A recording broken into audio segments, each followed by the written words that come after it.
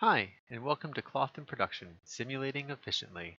In these videos, we're going to look at production tips and tricks that will help you set up and manage cloth simulations, iterate quickly, and match the art direction needed for production shots. My name is Adam Katz, and I'm a character effects artist working in the film industry.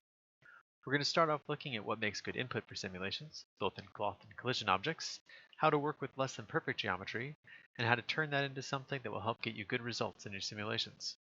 Then we'll tackle setting up the simulation itself and look at what can be done to get more predictable results. We'll get into simulation settings and see how they can speed up or slow down your workflow. We'll also cover times where you can skip the simulation and get your deformed geometry using more predictable methods. After that, we'll cover all sorts of ways to work post-simulation, from blending over problem areas in the sim to tools that can help diagnose trouble areas, and also methods to transfer your simulation back to the original production geometry. Finally, we'll bring all the steps together and see how they build up to a complete production workflow. Without further ado, let's begin.